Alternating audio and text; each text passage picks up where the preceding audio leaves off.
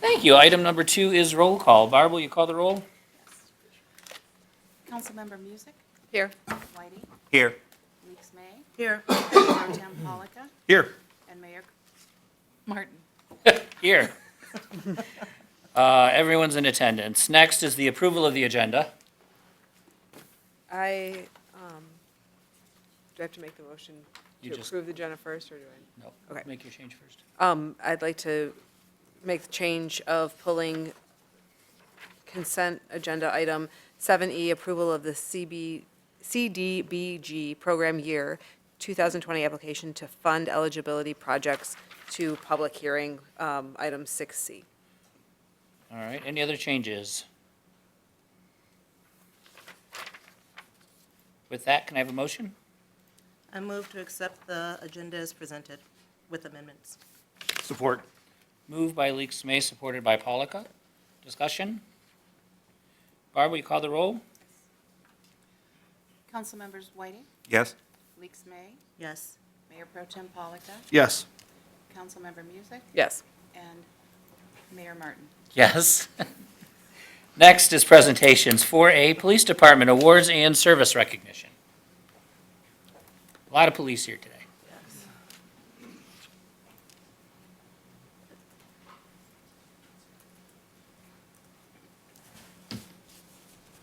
Good evening, Council. I want to start off with introducing 3 new officers. When I say your name, if you could please come on and stand up here to the left.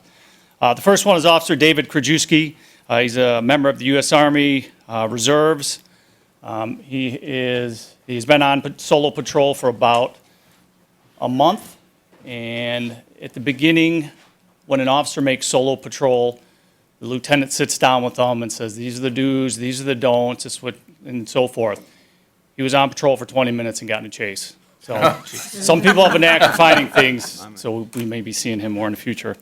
Second officer is Officer Brian Stanko. He came to us from Detroit Police Department, the 12th Precinct. He is entering solo patrol in the next week or so once he finishes up his FTO program. Third officer is Officer Avery Barnett. He also comes to us from DPD 12th Precinct.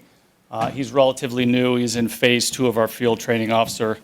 Ironically, he is the 4th officer that we have stolen from 12th Precinct and 6th from Detroit overall. And that really goes to show that our best recruiters come from our young officers who have classmates and stuff that are in other agencies, and they really appreciate what we have to offer here. So you'll see these young officers on the roll. Thank you. Great, welcome to Ferndale. Thank you.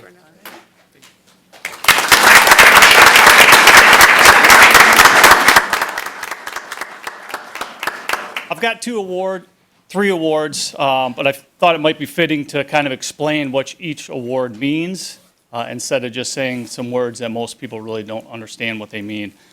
So Certificate of Merit is for outstanding performance of duty under unusual or difficult conditions.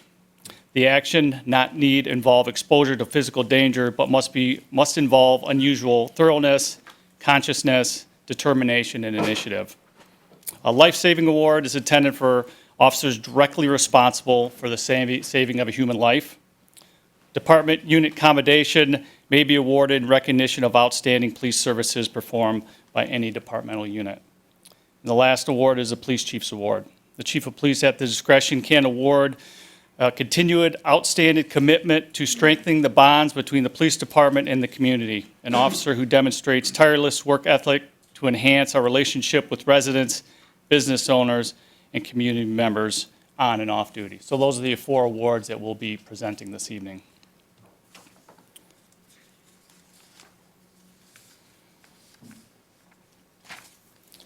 The first award, if I can get Officer Michael Saley, David Krajewski, Officer Lance Walker, and Brandon Cesniak up here. Officer Cesniak couldn't make it tonight. On August 30th, 2019, at approximately 1:14 hours in the morning, Officer Walker, Cesniak, Saley, and Krajewski responded to the area of Woodward and Breckenridge on a shooting. Upon arrival, officers observed a male subject laying on the sidewalk with obvious gunshot wounds. Officers immediately began life-saving measures on the subject. Officer Saley applied his department-issued tourniquet to the subject's left arm. Officer Krajewski applied his department-issued chest seal to the subject's upper front chest.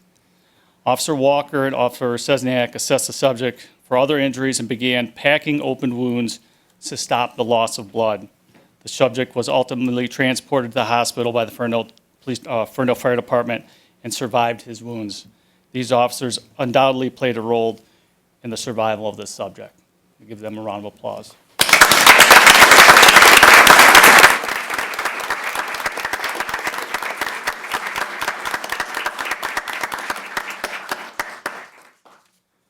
The next award revolves around the 60-plus larceny to vehicles, stolen vehicles that occurred in the city over a month and a half ago.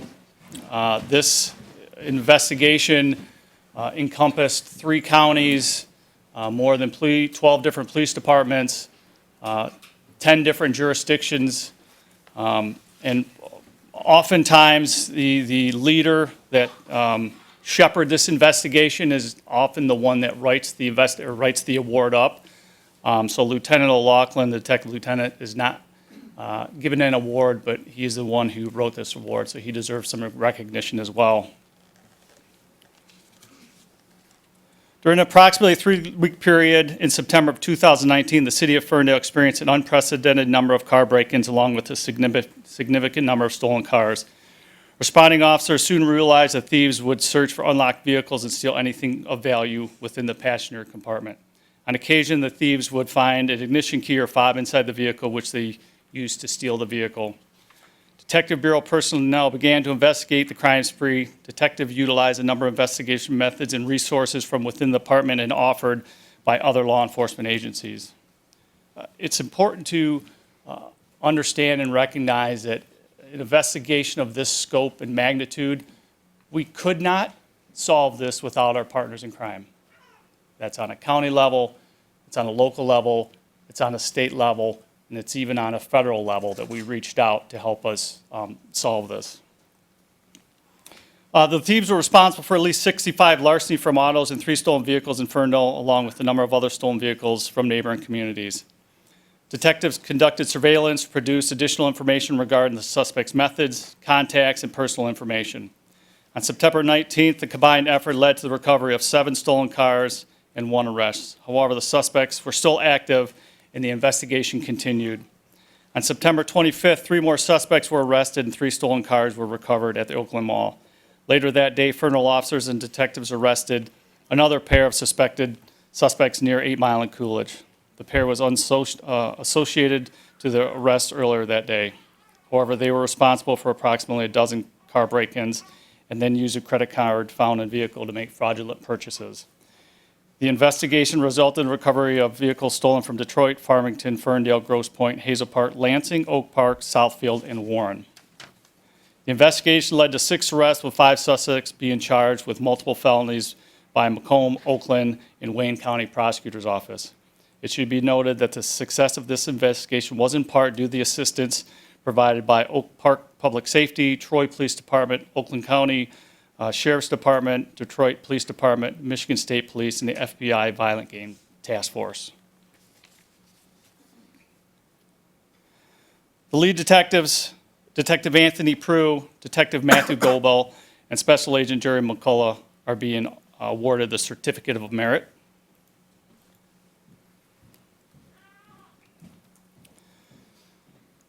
Deputy Phil Heckman, Deputy David Halliday, Deputy Vasquez and Detective Sergeant Christopher Millard are being awarded the Department Unit Commendation.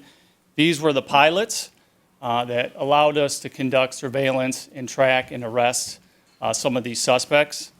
If you remember some of the posts on the forum about the mysterious helicopter that was landing in Martin Road Park, That's you. these men were flying that. And I got to give thanks to the Oakland County Sheriff's Department, the sheriff and the undersheriff. They've always been great partners in crime, and if we ever need any resources that they have available, they are more than willing to help us out in any way, shape, or form. Officer Austin Bishop, Officer Kevin Jerome, Officer Jillian Malmeister, Officer Christopher Wycheck, Officer Lauren Zyrowski, Detective Brendan Moore, Detective Paul Simpson, Sergeant Scott Blanchard, and Lieutenant Dave Spellman are all being awarded the Department Unit Commendation.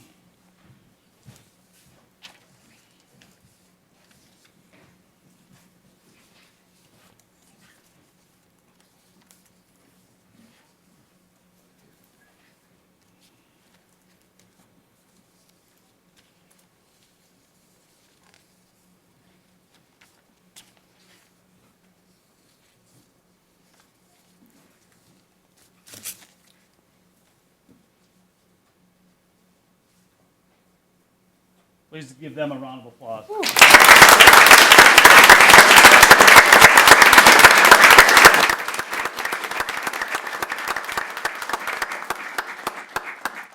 Outstanding. Thank you all very much. We're not done yet. I know. I'm not rushing yet. It's all good. You bet, buddy. The last award is the Community Engagement Award. If I can have Sergeant Brown step forward. Sergeant Brown was appointed the first full-time community engagement officer in the Ferndale Police Department's history in July of 2016. Throughout the year Sergeant Brown was appointed to the position, he worked tirelessly engaging the community in unique and unprecedented ways. Sergeant Brown created a relationship with advocates and leaders for police and community trust that, with time and immense trust, he was named co-chair for the organization. Ferndale was one of the first 100 police departments to join the Police Open Data Initiative due to Sergeant Brown's work on a national level. Sergeant Brown created and standardized the Ferndale Police Department's public information officer position and utilized creative methods of distributing critical information. Sergeant Brown was the first police officer to pull up a chair at the Ferndale Inclusion Network and have a meaningful conversation on how this police department could be part of this solution. He was also the driving force to be the first agency in Oakland County to join Hope Not Handcuffs. Sergeant Brown has gone above and beyond the call of duty to bridge the gap between the community and the Ferndale Police Department. For his creative, innovative, and relentless pursuit of building trust and legitimacy with the community, he is awarded the Police Chief's Award. Please give him a hand.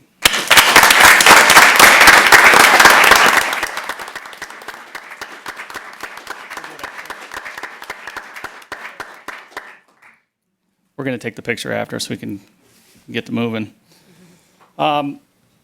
Next, and most important, I'm not taking away from each one of these single events, but the people that we're about to recognize have 25 years plus service of this police department into this community. Roughly 10 years ago, unbeknownst to me, they quit giving recognition for this. And I thought that was a mistake, and I wanted to start that back up. We always talk about the mission statement of the Ferndale Police Department, but the vision statement is always working to improve our community while recognizing the dedication and the service of our employees. Without the men and women wearing this uniform and working behind the scenes and pushing those cars around, coming to the call at 3 in the morning on Christmas, on Thanksgiving, this doesn't work.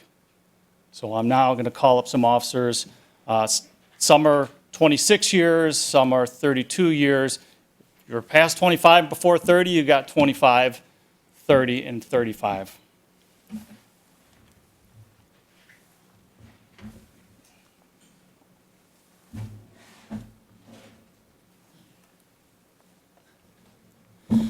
So the plaque reads the employee's name, and underneath it there's a picture of our badge, and it says, in honor of your number of years of service to those citizens of Ferndale and the Ferndale Police Department. The first is Lieutenant Shane Petak, 25 years of service. Is a day shift commander.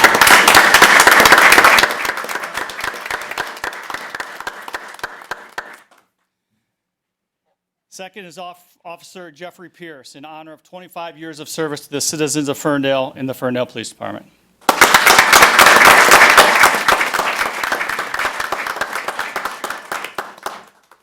Officer Pierce has got well over 25 years. The uniform he's wearing, he's a field training officer, and that's a young man's game, but he still goes out every day and does what he needs to do, and we appreciate that. Detective Lieutenant Casey O'Loughlin, in honor of your 25 years of service to the citizens of Ferndale and the Ferndale Police Department.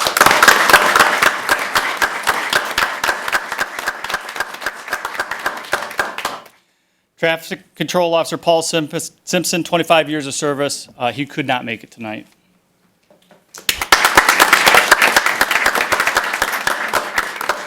Did Heather make it? Heather Thibodeau, she's the administrative assistant, and I'll tell you that the admin folks behind the scene, if they're not doing their job, a lot of our stuff doesn't get done. So Heather Thibodeau, 25 years of service.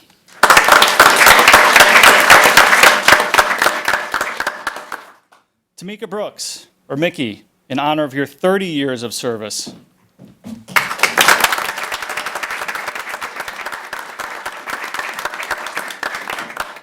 I had to pull every favor to get Mickey here tonight because this is her workout night. Detective Brendan Moore, in honor of your 30 years of service.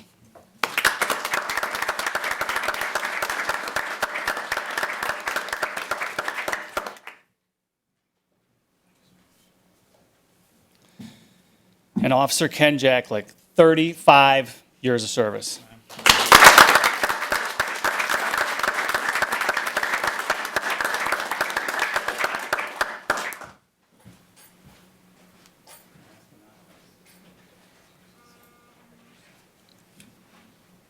These are your long-standing employees. Give them another round of applause.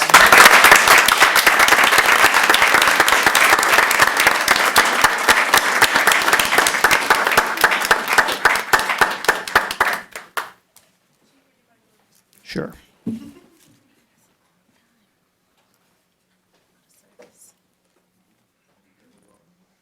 We're all making faces back here. No, I'm not. No, not. Rabbit ears.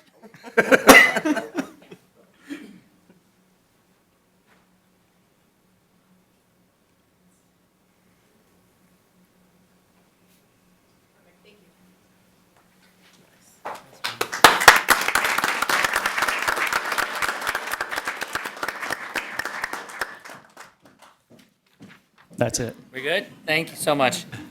Great work, everybody. That's really just wonderful. Presentation 4B, the Fire Department Service Recognitions.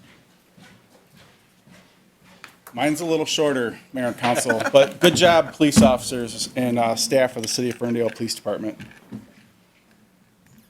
I have Nathan Stoltz, Garrett Smith, Chad Carr, and Lieutenant Schwall.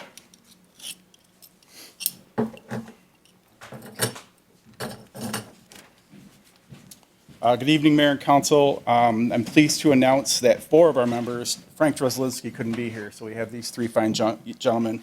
Breaks out with some issues with his family today. I'm pleased to announce that 4 of our members of the Ferndale Fire Department have successfully completed their 1-year probationary period with the fire department. During probation, candidates are subject to rigorous training both in the classroom and in practical settings. Written and practical testing is conducted throughout the year, and peer reviews are turned in daily. These reviews determine if they move on to the next step in the process and keep probationary candidates in step with the process as well. They must demonstrate the knowledge and skills learned in situations that deal with emergency medicine and on the fire ground. They're also taught the intricate and unique details of our city and how to deliver good customer service to the people we serve and the property we protect. Tonight, they will be awarded a certificate of completion along with their official helmet shield and badge. I know previously I brought the orange shield. It says P for probie, or probationary officer. So when you see a guy with a P on their helmet at a fire ground, you kind of treat him like a kid and you take him by the hand. And you got to lead him. You got to make sure you're watching that guy. But these guys are all well trained. Garrett's on our hazardous materials team for Oakway now. He stepped up. And Nate's also on our tech rescue team. So usually guys don't get that for 5 years. They really are aggressive and are leading the pack. I'd like to have the family members and the Lieutenant Barusik. Can you pin for Chad, please? I'm going to hand their badges over. We'll have them officially get pinned. And then I'll hand them their helmets, shields.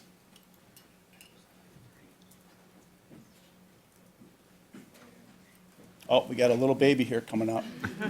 And Lexi. Lexi, I thought you weren't going to do this. No? Okay, we'll have you do it. All right. Sometimes during probation, the hurdles you had to jump seemed like higher and higher, and they would never end. You still have one more hurdle to jump, gentlemen, and that's having a safe and rewarding career. You are now officially firefighters with the Ferndale Fire Department. Congratulations.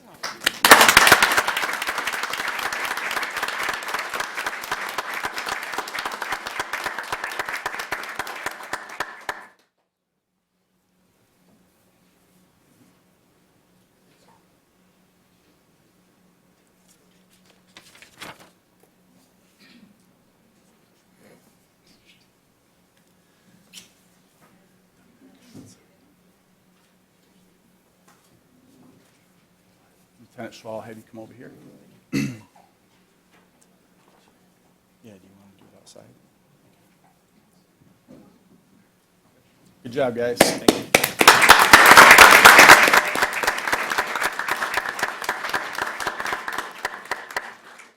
Congratulations.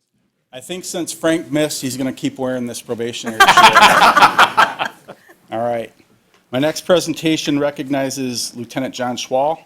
Lieutenant Schwall attended Eastern Michigan University School of Staff and Command, Class 21. This program takes place over 9 months and meets 1 week per month. During this time, students engage with other fire professionals from across the state, all with the same thing in mind, to grow professionally and to make their departments better through education. During the 9 months, each student is required to write a college-level research paper. Lieutenant Schwall chose to write his on behavioral health in the fire service. As we all know, mental health issues can have harmful effects to first responders, police, fire, and EMS, as well as our military. We see that on the news every day. Lieutenant Schwall took this assignment in the program very seriously. With his overall grade point average of 98.52, which ranked him 5th in the class, but just 1/2 point from number 1. Wow. That's how competitive things get in staff and command, and that's something to be proud of, John. But Lieutenant Schwall was the only person in his class of 43 to receive the award by his professors for outstanding research for his paper titled Behavioral Health, the Impact of the Ferndale Fire Department. He was the only one out of 43 to receive this award. And I believe he was the only one in the last 10 years of the fire department, a lot of us went through that, got up to that award standard. So bravo.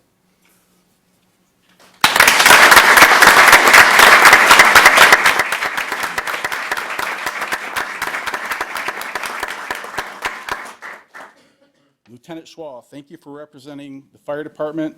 You bring hard work and dedication to the department and the city of Ferndale, and that's worth congratulating. Good job. Nice,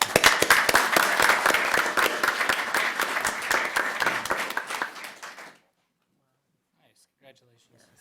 Thank you.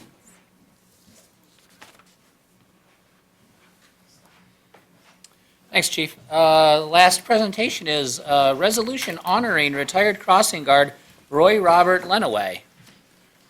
And I know he's here today, so I've got a resolution. I'll go ahead and read it, and then we'll present it to, have him come on up and present it to him.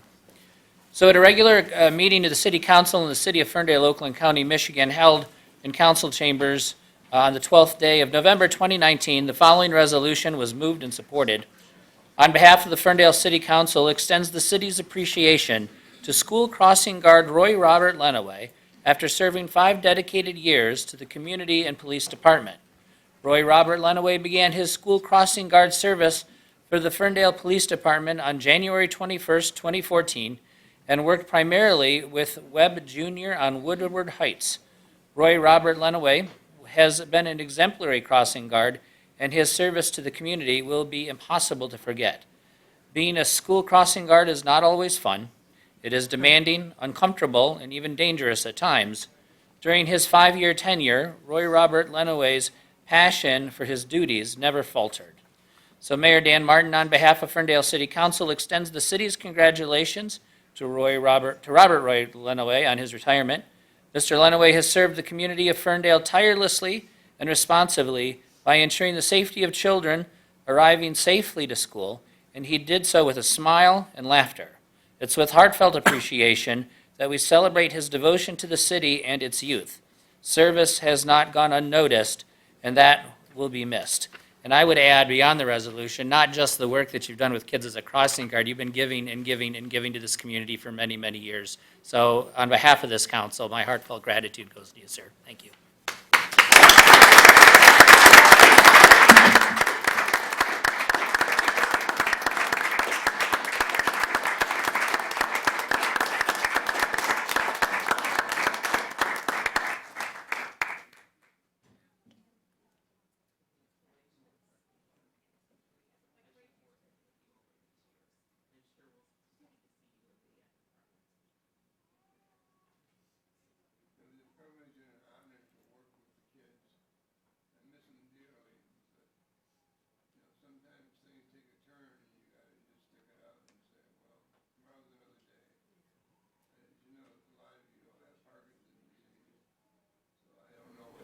The next day comes, what's going to happen. But I know this, I love doing work with kids, and I'll continue to do that. Thank you very much. Thank you.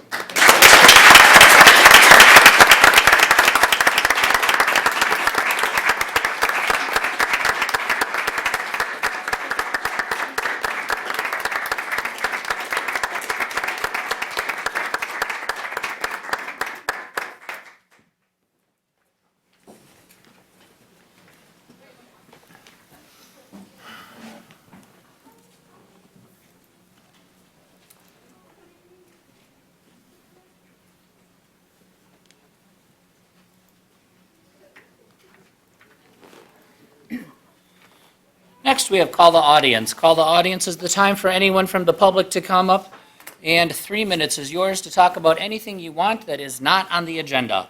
If you want to speak to something that's on the agenda, I'll give you time to do that when the agenda item comes up. We'll do this for 30 minutes, and if we require more time than 30 minutes in total, we'll add additional time to the end of the meeting. So come on up, and 3 minutes are yours. Welcome. Good evening. For those of you who don't know me, I'm Dustin Hagfors. I live at 190 Wordsworth. And tonight I'm actually coming to speak out for the people who live on Wordsworth as well. So we have kind of seen an increase in traffic and speeding down our street, especially the last couple of years. And a lot of that is due to combinations. One, the dealership does use our street as a cut through to their overflow lot. Some of the pages are good about getting down there, but others clearly are in a rush to get to their overflow. And the other thing is with the GPS units becoming more common in vehicles, people have realized Wordsworth is your last complete street from Woodward to Hilton. So you could cut down our street and not hit any stop signs or traffic lights all the way to continue on your journey. So we start a process. I know that we've been doing speed humps here in Ferndale. If you actually go to the Ferndale Moves website, there's about 8 streets that show the speed humps on it, and they're all west of Woodward. So I'm pushing for Wordsworth to be the first on the east. The petition process, we have to get about 50% of people to sign off on it. It's a very hard process. It definitely caters to the owned shorter streets in the city. We have a lot of rentals on our street, and actually we're the longest street between Woodward and Hilton that's complete. So we have a lot of people. I estimate about 68 units down our street. I was able to get about 36 signatures. And of the people that we were able to talk to, only 2 actually said no. Every other person we were able to speak to did sign on the petition, but it's obviously hard when you have a lot of rentals, people are in and out. It's not as tight of a street as a street that has everyone owning. So it's really hard to get that solid 50% of signatures on it. But I just came tonight. I want to make sure that this goes into the hands of someone that we can really get working on it, and hopefully get those implemented in the springtime. Yeah, So. Absolutely. Joe, who should you work with? You can turn those into Barb, and we'll coordinate that through planning. Make sure Barb's got your contact information. And if something happens, you don't hear from anything, just reach out to one of us or me directly, please. Okay, great. Okay. Thank you. Thank you. Hey, welcome. Hello. Happy snow day. Happy snow day. Evelyn Elster, West Drayton. I never thought I'd need to address this in Ferndale, but here we go. In 2016, a test bore was done within 100 yards of this building, and a natural gas pocket was found. It was plugged, capped. Now we find that our mayor-elect took a sizable campaign contribution from a hydrofracking chemical interest. That can only mean one thing. Those of you who will not be here in January currently have the majority and the opportunity to do a truly noble thing for this community. On your way out by enacting an ordinance to ban, deny, and prohibit mining, drilling, hydrofracking, or storage of any frack wastewater in Ferndale so we don't get blindsided like Southfield did. A minimum of 2 million gallons of permanently contaminated toxic water are created with each well drilled and must be stored somewhere. Newer wells have a 6% leak rate of toxins due to human error and skirting of what minimal regulations are in place. Then there is the concern for earthquakes, which has been proven time and again. Once mineral rights are acquired, the horizontal bore can travel up to 1 mile in a radius from the source bore. That would anger Pleasant Ridge, Hazel Park, and Oak Park, and Detroit. The EPA has stated that cancers are 8 times higher in the health risk zones around these wells. The data I've seen states that the air quality has been found lacking in our city already, and our density is far too high for any of this kind of activity. We have witnessed the decimation of the Huron River over the last 10 years as the metro parks that our parents and grandparents paid for with their tax dollars in the 1940s have been fracked extensively from Indian Springs all the way to Lake Erie. The river is barely a creek in many areas, and the wildlife population has dropped off dramatically. The excuses and diversions are endless, but many of us know the truth behind the lies. I understand this is short notice, but please, I am requesting an ordinance to ban, deny, and prohibit mining, drilling, hydrofracking, and storage of any associated waste products in Ferndale. If I had known earlier, I would have sounded the alarm at the time. I ask that you put whatever teeth required into this ordinance to assure that this will never happen here. 3,000 yards from any structure whatsoever, something along those lines, whatever you have to do, please. I do not expect an ordinance of this magnitude to pass council after January, so please act quickly. Thank you very much. With that, your time's up. If you have a closing remark. You have on one hand, revenue and death, and on the other hand, moderation and life. Please choose wisely. Thank you. Thank you. Welcome. How are you? Hi, Dan. Dave Cottrell from 1610 Bowfield. A common theme, speeding through Ferndale. My comments regarding potentially having speed bumps on Wordsworth is like, okay, instead of speed bumps, how about enforcing the traffic laws? Like give points to mechanics speeding 40 miles an hour down Wordsworth and all the other streets. Huntington Woods does a wonderful job. Their speed limit is 25. It is enforced. Nobody goes 27 in Huntington Woods. Have your police, take your police off drunk and disorderly patrol on our somebody else's downtown, not ours, and have them actually enforce the speed limits in the city of Ferndale. That would be wonderful. Thank you. Thanks, Dave.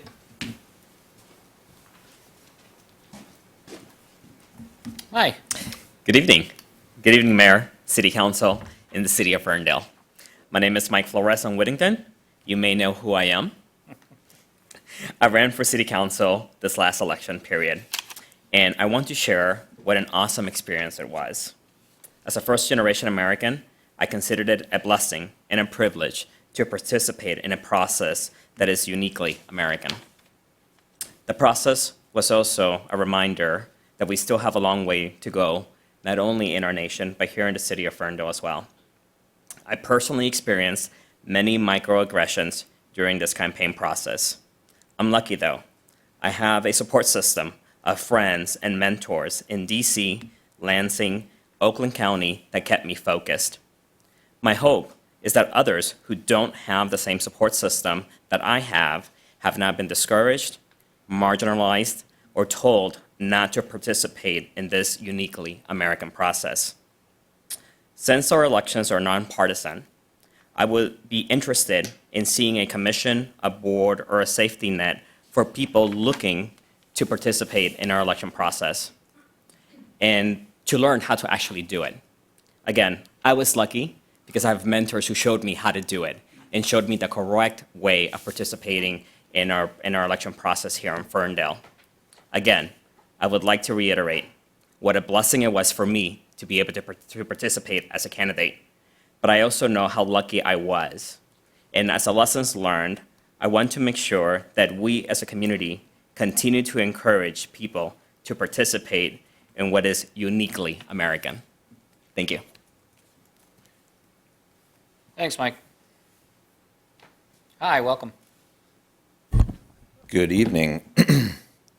Hi, my name's Greg Ernie. I'm the manager of Versawanda LLC, which is the developer of the DOT. I just wanted to spend a minute just providing you a quick update.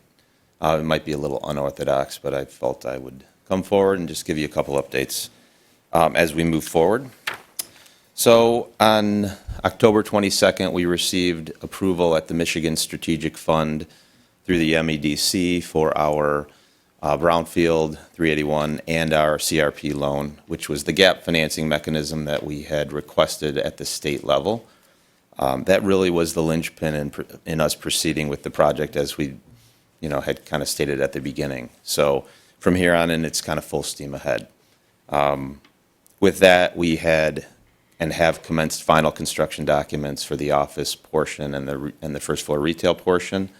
And we're working on our final construction contract with Colasante, which is also the city's contractor for the parking deck. So everything should be fairly smooth with regard to construction and a transition and not having multiple contractors on the site. And that was one of our large goals as well. On the leasing side, as you know, there's two main components, the office and the first floor retail. Both have different stipulations in our development agreement of things that we have to abide by.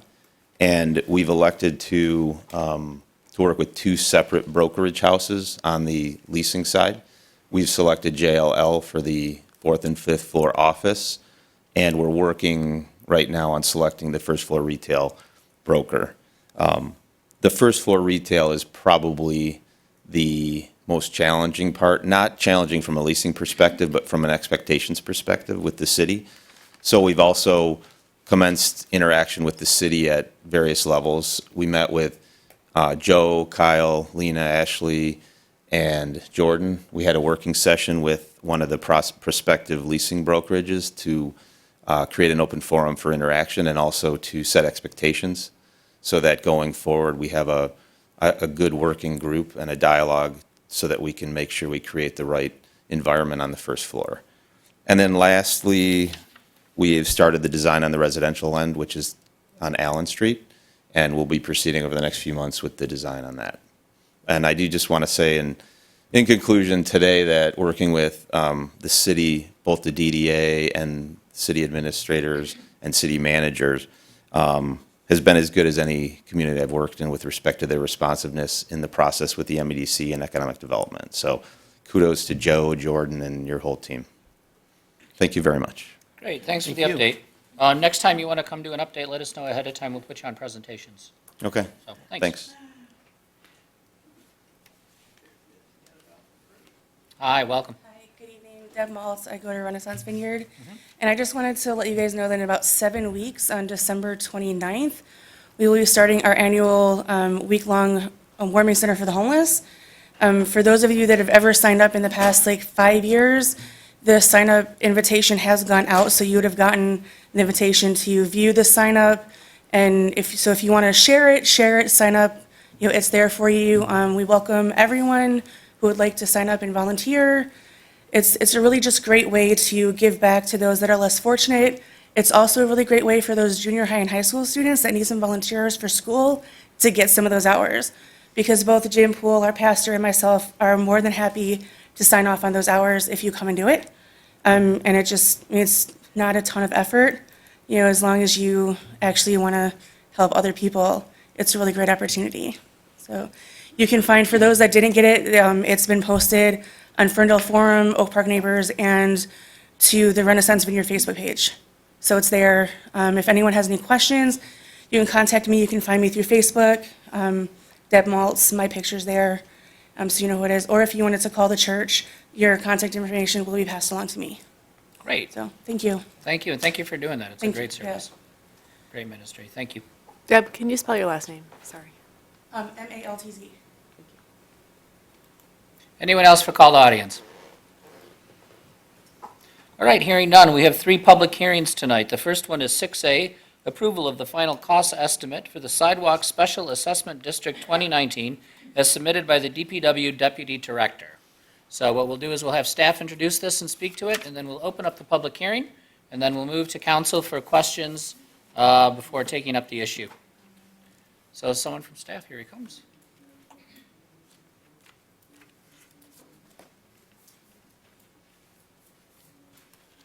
Good evening tonight. Good evening. So, you may recall back in June, we went through the bid recommendation and the estimates for the sidewalk special assessment district. That it happened in the upper northwest and east quadrants of the city this year. So about this time, we finished up all of the final cost estimates. And those letters got billed, well, not billed, but sent to the property owners for their final cost estimate that will get rolled on to their winter tax bill in December for the special assessment. And earlier this evening, the Sidewalk Hardship Committee met and reviewed, to review hardship applications.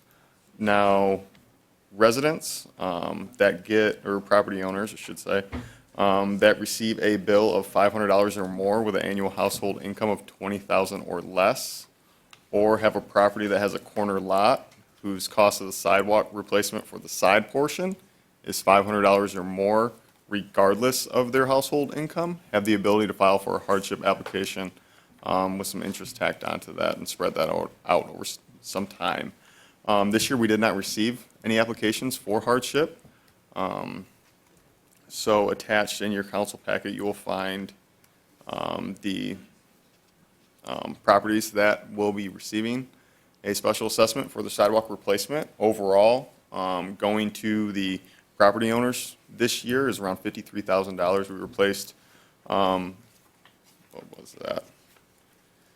About 770 sidewalk flags in total. And then one of the things that we do here in Ferndale is if your sidewalk needs replacing because of raising due to a city tree or cracking due to a city tree, the city does pay those costs instead of putting that onto the resident. And that portion, along with city properties, was about $23,000 this year in sidewalk flags. That is not represented within this number that's in your council packet. This is just for the stuff going onto property owners' taxes. That's really the gist of it. All right. Very good. With that, I will open up the public hearing. If there's anyone from the audience that wishes to comment on this topic, please come forward. That public hearing's open. Anyone want to speak on this? All right, public hearing is closed. Questions from council? If there are no questions, Chair will entertain a motion. Mayor, I would approve I would move that we approve the final cost estimates for the Sidewalk Special Assessment District 2019 and applying the special assessment to the 2019 winter tax roll unless granted deferment by the Sidewalk Hardship Committee as has been submitted. Support. Moved by Whitey, supported by Leaks May. Any discussion? All right, if not, Barb, will you call the roll? Councilmembers Leak May, Yes. Mayor Pro Tem Polika, Yes. Councilmember Music, Yes. Councilmember Whiting, Yes. and Mayor Martin. Yes. Motion passes. Next public hearing is 6B, public hearing to consider the proposal vacation of the east-west public alley between East Marshall and East Hazelhurst Street as submitted by the planning manager. Welcome, Justin. Good evening, Council. For the record, Justin Lyons, Planning Manager for the city. As the mayor stated, we do have a public hearing proposed. A resident did request to vacate a portion of the alley between East Marshall and East Hazelhurst. Being that there appears to be no public purpose for this portion of the alley, as reviewed by city departments, including CED, DPW, police and fire, that we're proposing a recommendation to vacate the alley. Just for a little bit of visual context, as was included in the packet, we're essentially looking at this portion of the alley. So this is a portion of the east-west alley. There were, historically, it appeared that there was an alley also running further east that was vacated a long time ago. So this is just a portion near, closer to Hilton and near a north-south alley. This north-south alley would remain open, so this vacation request only proposes this small section here. As council might recall, there was a resolution that was passed by City Council at the October 14th meeting to hold a public hearing. The city's ordinance and charter requires that council hold or consider a resolution to set up a future public hearing, and so the public hearing was scheduled for today. Thank you very much. And with that, I will open the public hearing for anyone who would like to comment on the vacation of the alley. Hearing none, I will close the public hearing and ask for questions from council. Or a motion. I'll make a motion. I would move that we approve the proposed vacation of the east-west public alley between East Marshall and East Hazelhurst Streets as submitted. Support. Moved by Whitey, supported by Polika. Any discussion? Just one. I did actually speak to the applicant a little while ago, several weeks ago. He's really made a lot of investment in Ferndale and is a very big local partner. I'm more than happy to vote yes for this. Great, thank you. Other discussion? Actually, I do have a question. Is there a reason why this portion of the alley would have remained open compared to the rest of the alley? It wasn't clear from the public records, I would say.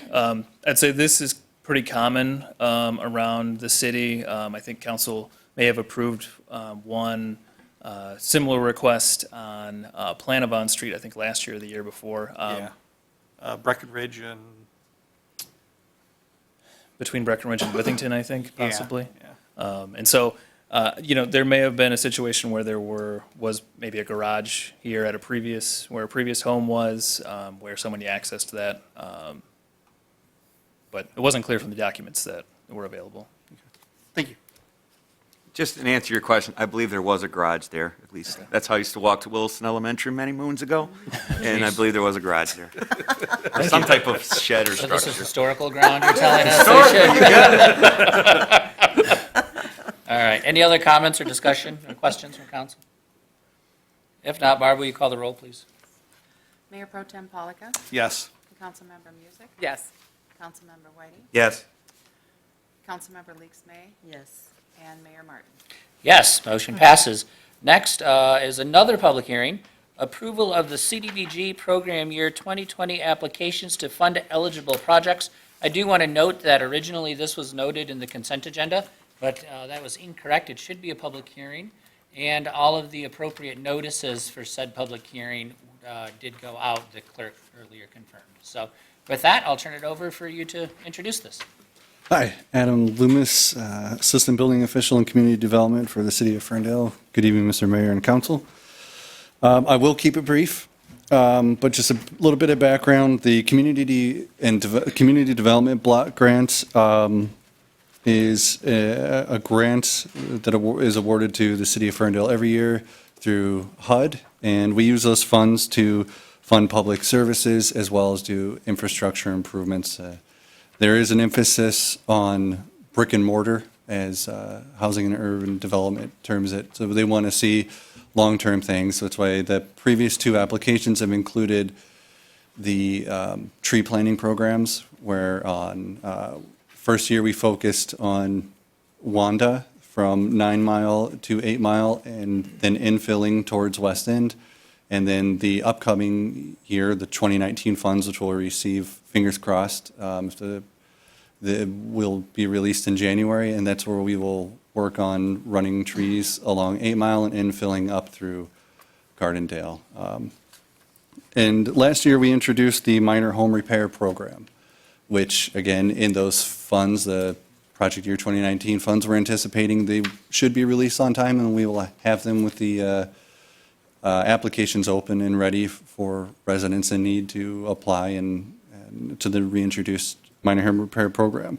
So that is my segue into project year 2020, which we will be continuing minor home repair, funded at $63,000.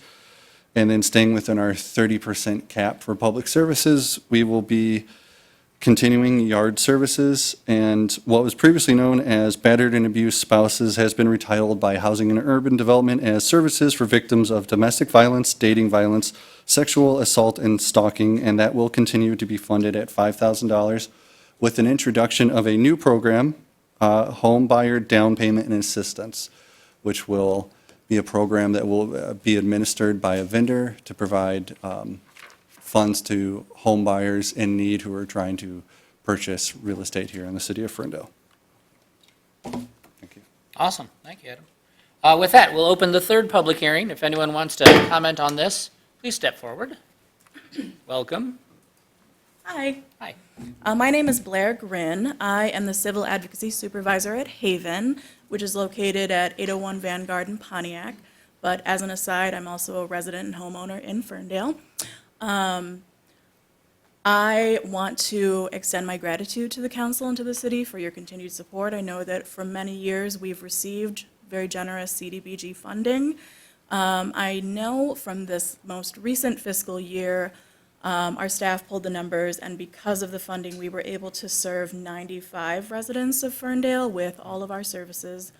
They are free, comprehensive, and with the caveat, I will say, I believe that number is higher because when we receive our referrals and reports, we're only able to count citizens that list a specific Ferndale address. So I know that we're serving folks who perhaps were victims of crime, they don't necessarily live in Ferndale, or they were here visiting, eating dinner at a public venue.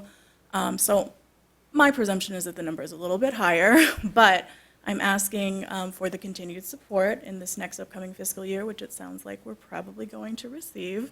So I want to extend my gratitude and also thank our city partners, including the chief at Ferndale PD, Sergeant Barron Brown, Jillian Malmeister, Dan Christ, the city attorney, and our very cooperative clerks over at the Ferndale District Court, who always pull dockets for me and answer my calls when I have questions about when a hearing is scheduled, what's going on with charges. So I just want to thank the city and the various departments for strengthening their relationship. I've definitely seen an increase over this last year of partnership working with Ferndale PD. I believe the numbers are actually even higher this year because of their increase in referrals that are sent to me. I know they have an internal protocol now where they're emailing all of the domestic violence and sexual assault reports to me, so I can reach out as a courtesy, introduce services, check in, and offer all of that holistic wraparound assistance to folks. So thank you so much for your support. Well, thanks, Blaine. Thank you for what you do for the community. I really do appreciate it. And if any of you have questions, I'm happy to entertain those too. Any questions for Blair? No, other than Blair, do you have contact information? I'd like to stay in touch with you. Sure. I have some cards if you'd like. Should I just give them? If you could just give it to the clerk, we'll Okay. distribute it. Great, thank you. Thank you. Any other questions or comments from the audience? All right, hearing none, I will close the third public hearing. And questions from council? I do, Your Honor. I'm not sure if it would be Adam or our city manager. I noticed in the application, and don't get me wrong, I am fully supporting what we're going to fund this year. But I'm just thinking in the future. I noticed the application, it has a section for public facilities and improvements for senior center, youth center, parks, recreational facilities. Is there an opportunity for us in the future to request funds for the Kulik Center? for improvements to the Kulik Center through this grant? And what would our opportunities be in maybe getting that in addition to what we get for the other programs? Well, with the encouragement from HUD to do long-lasting improvements with the grant funds, it certainly is an opportunity and something as applications come up. We use the previous year's allotment as our forecasting for application funds. So even though we were awarded $90,050 this year, last year it was, that's last year's final award. So we use it as our workbook price. But last year it was 86,000, and they kept increasing it and increasing it as HUD worked through their numbers. So we might have a higher number, but I think working within that as our predicted number for next December, I think we could certainly have a talk with Parks on if there are facility improvements that there might be an opportunity for. It's an opportunity. Yeah. Other questions or comments? Then Chair will entertain a motion. I move to approve the CBDG planning allocation as set forth in the CBDG application included in the packet. Support. Moved by Polika, supported by Leaks May. Any discussion? I just have some. I appreciate Blair being here from Haven as a volunteer attorney through the Family Law Assistance Project, who does a lot of pro bono work. I understand the importance of Haven and all the services that are offered. I'm more than happy to vote for this. Haven relies on not only a lot of donation and fundraising, which I've contributed to, but however, a lot of local funding. And these services are absolutely essential. I've seen both sides of these cases, both as a pro bono family law attorney, representing victims of domestic violence, as well as on the other side, being on the criminal defense side of defending accused abusers. So, and I understand that regardless of either side, Haven offers an excellent service, not only for domestic violence, but sex assault, stalking, a lot of these things that, as a former police officer, surely we couldn't offer on a long-term basis. The Haven program really steps in and takes care of that. So I'm happy to vote for this. And thank you, Blair, for being here. Any other discussion? I would just like to echo what Dennis said, and thank you from a personal level of many of my students and families have been referred to Haven over the years, and the level of support they've received has helped them continue through school and be able to go on to graduate. So I really do appreciate the work you're doing, and it's really nice to have someone in the community that we can refer out to and know that people are going to a very safe, inclusive place. Thanks. Anything else? Barb, will you call the roll? Councilmember Music. Yes. Councilmember Whiting. Yes. Councilmember Leaks May. Yes. Mayor Pro Tem Polika. Yes. And Mayor Martin. Yes, motion passes. Next is the consent agenda. The consent agenda are items that can be considered in one motion and action that usually, is made up of routine activity. I'll go ahead and read the consent agenda. 7A, approval to purchase replacement generator and the installation cost to fire engine. 11.5 to R&R fire truck repair at the cost of $11,499.32. Approval of the quote from CDWG for the annual workstation updates in the amount of $19,266.96. Approval of the purchase of picnic tables for the new Harding Park Pavilion in the amount of $8,144 charged to capital outlay.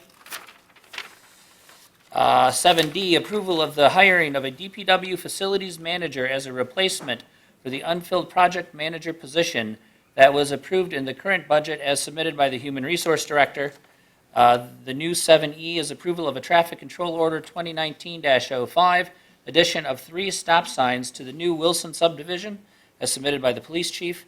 And the new 7F, approval of the bills and payrolls as submitted by the city manager's office and subject to the review of the council finance committee. Before I turn it over to council, are there any questions or comments from the audience on the consent agenda?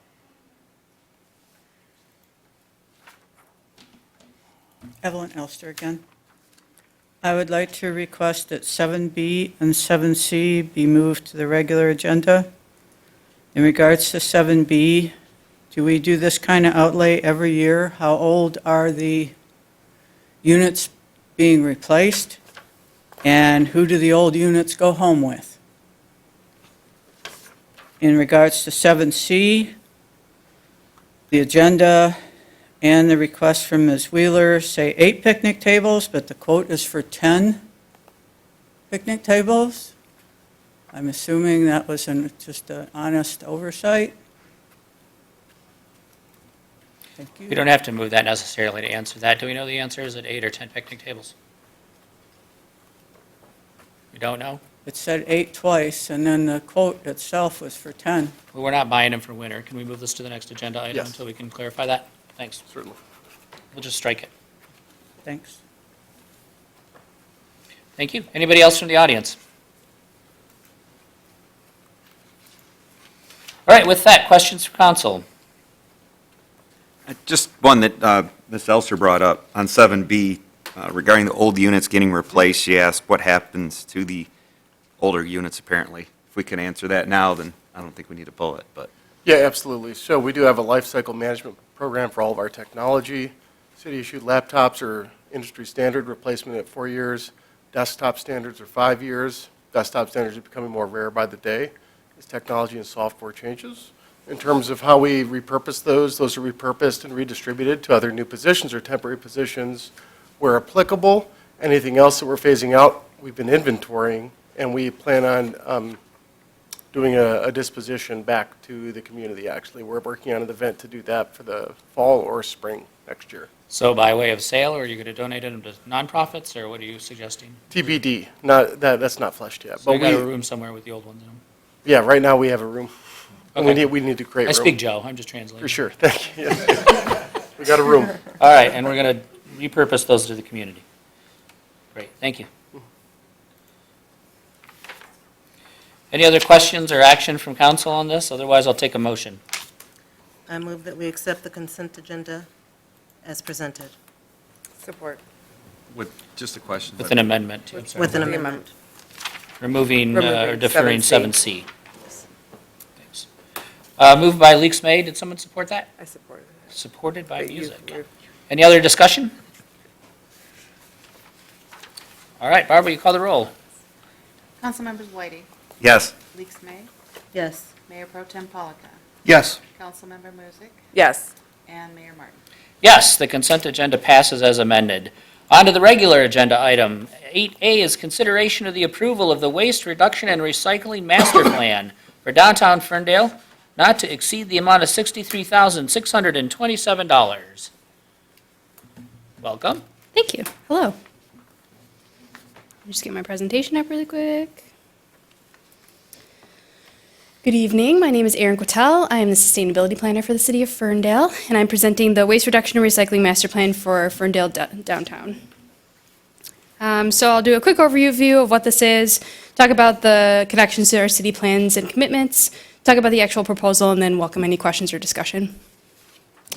So a brief overview is that the City of Ferndale requested proposals from qualified firms to conduct a downtown central business district planning and evaluation process and prepare a long-term sustainable waste management plan.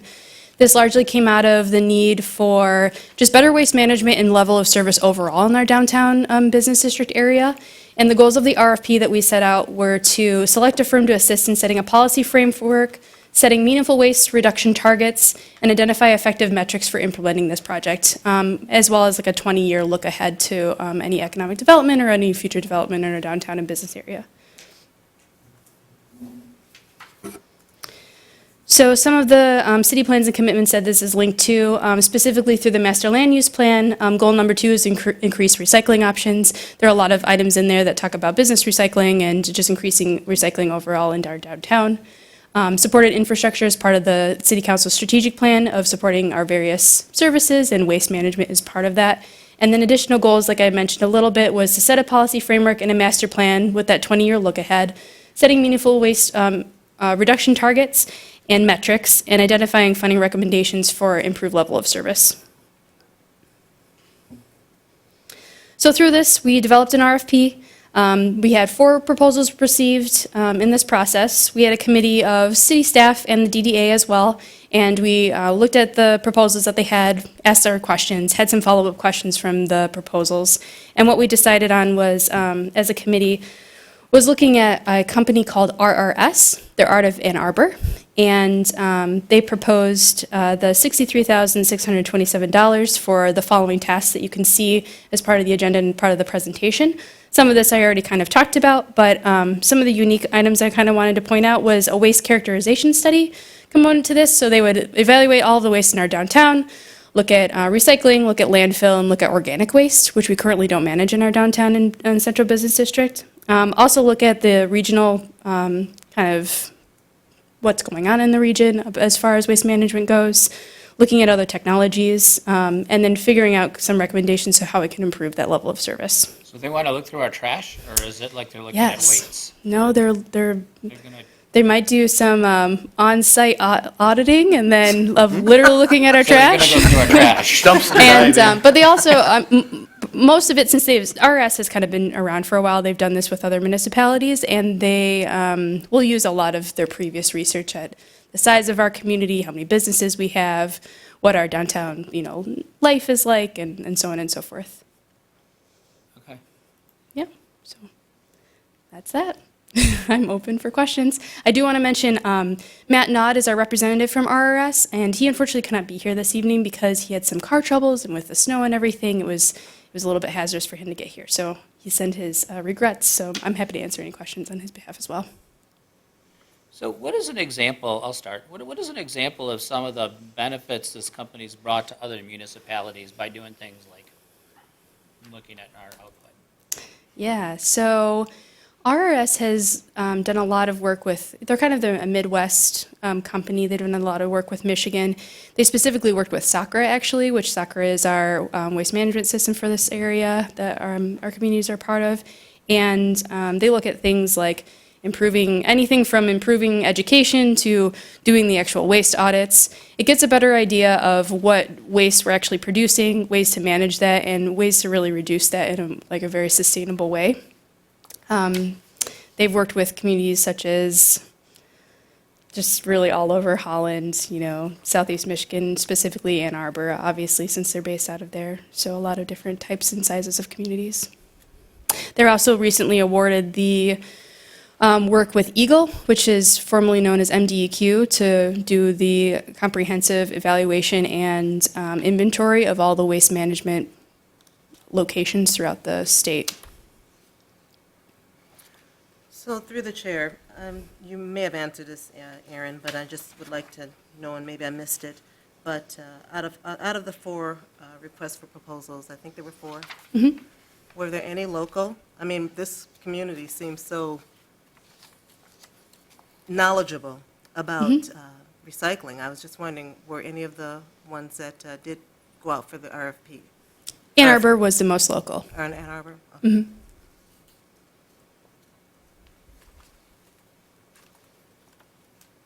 Why do we want them? Why do we want them? Yeah.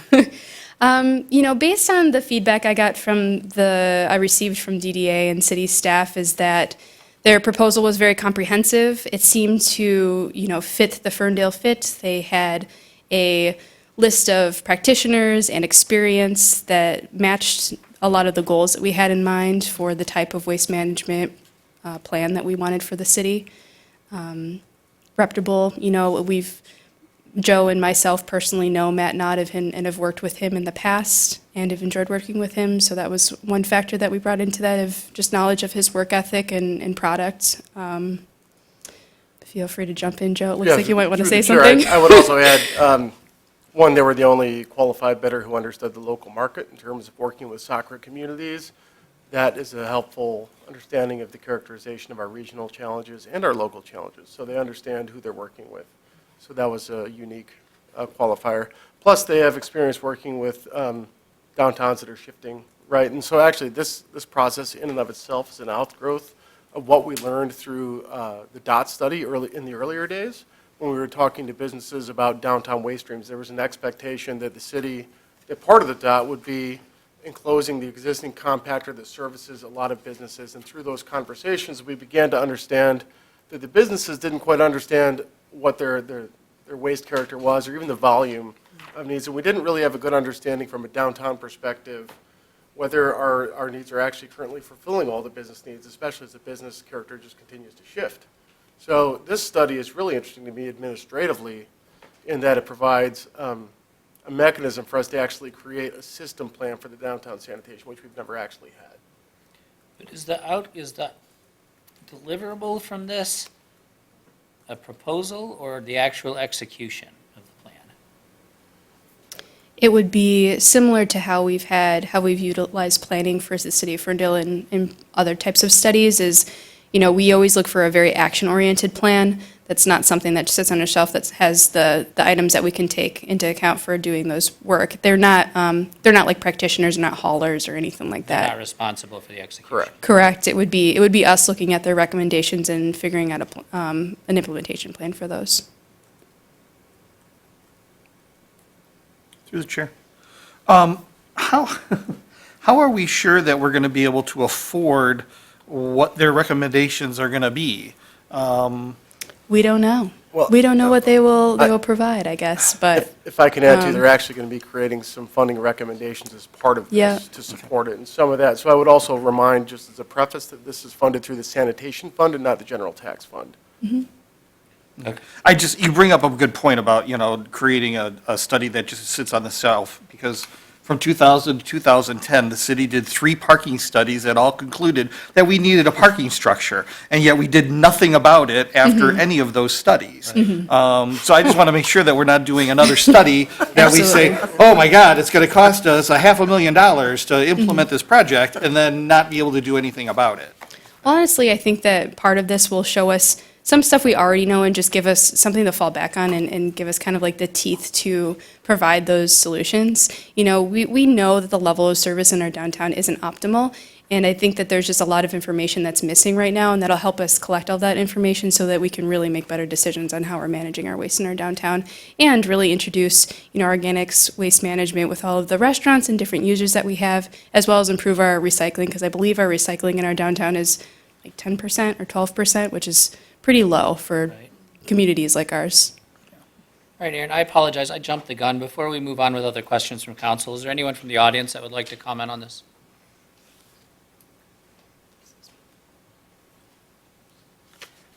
We aren't bright enough to figure this out ourselves. Thank you.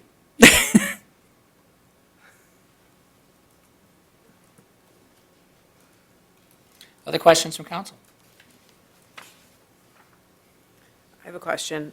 When you were looking at reports from other cities, were the reports basically presented as a step-by-step plan, or was it like, you need to do this chunk of things, or was it all these things in order for everything to work together? It was probably kind of like a hybrid of everything. There were some immediate steps that you could take. Some of the plans that they had showed us too were very specific, like how do we manage our alleyways in our downtown areas in terms of dumpsters and things like that. So they have a breadth of different types of plans and different types of recommendations that they provided us, that they showed us that they've done in other communities.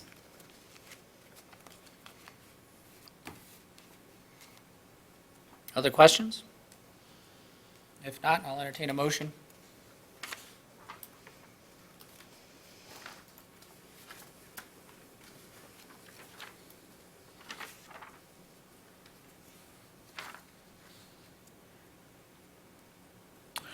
I move to approve the waste reduction and recycling master plan for downtown Ferndale not to exceed the amount of $63,627. Support. Moved by Polika, supported by Leaks May. Other discussion? All right, Barb, call the roll. Councilmember Leaks May, Yes. Mayor Pro Tem Polika, Yes. Councilmembers Music, Yes. Whitey, Yes. and Mayor Martin. Yes, motion passes. 8B, consideration of a purchase order with Detroit Salt Company for bulk road salt in the amount of $195,000. Who's introducing that? That's a And lot of- isn't it too late? 'Cause That's a lot of work. Didn't we need that yesterday?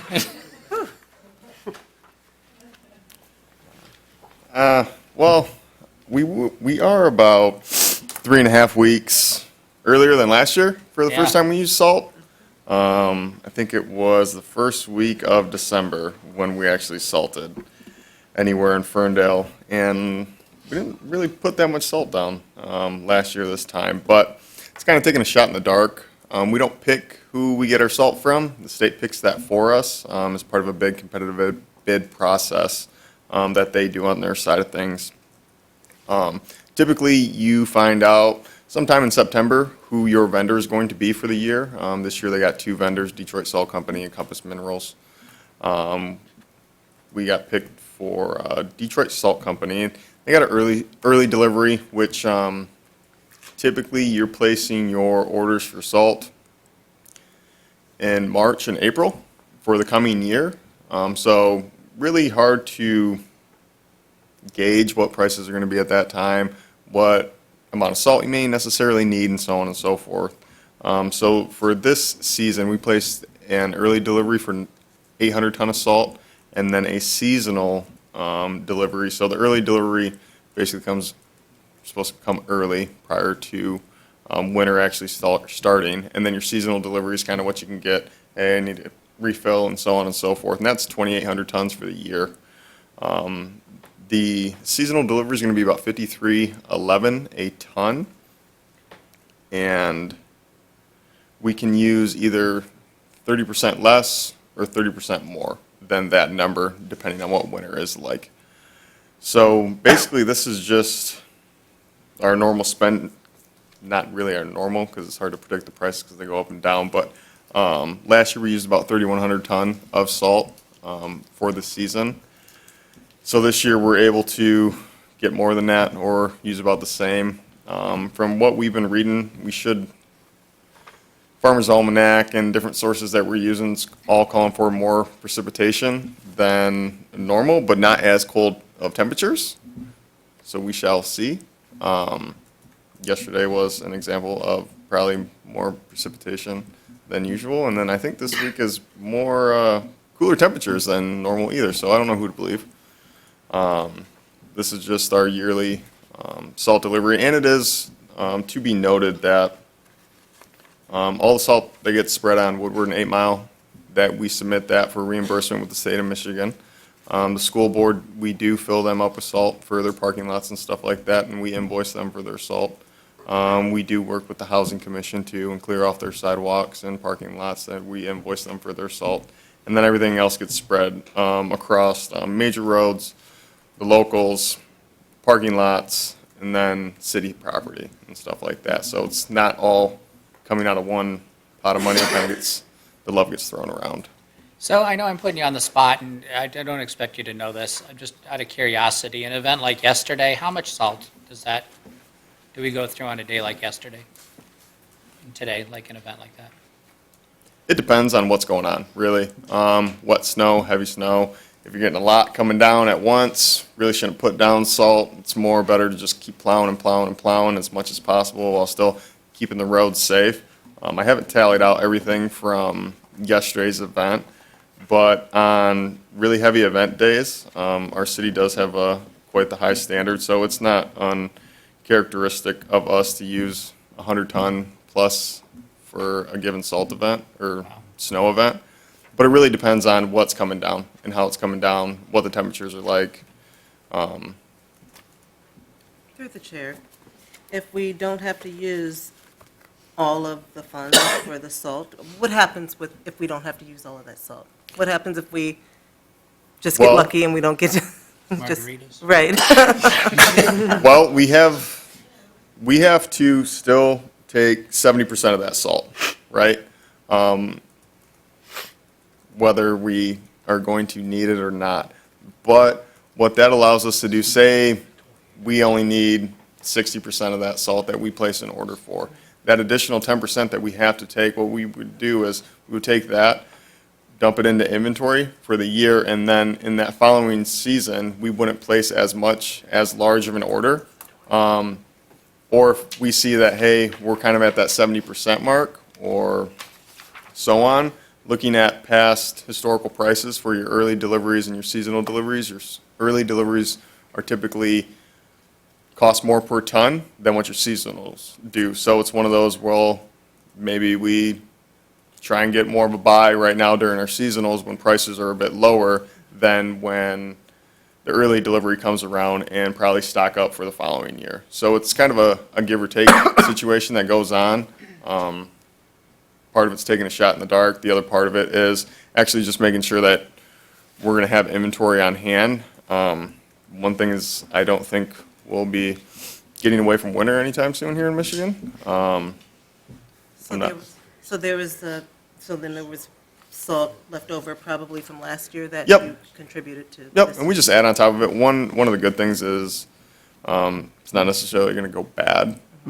It's all covered and stuff like that. So it's one of the nice things where if we don't use it, it's not like we have to dispose of it or anything like that. We just kind of mix it up, throw it on top, and use it in the following year.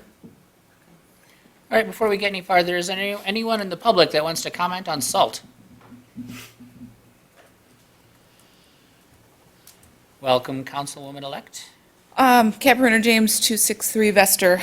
I was just curious whether we have looked at any alternatives to rock salt. In the last several years, there's been more in the media about how it impacts drinking water sources and wildlife and plant life. And, there are some wacky alternatives in some other states, including beet juice and pickle brine and cheese brine and stuff like that.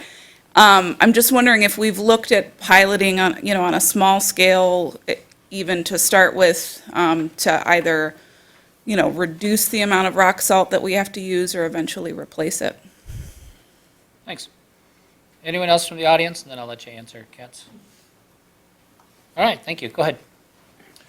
That actually is a pretty good question. So we do use brine, not just beet juice. So depending on the temperatures and what's going on, there's kind of a long checklist on when you can use strictly a brine application, and you kind of got to hit all those checklists. Otherwise, you'll kind of create a sheet of ice on the roads.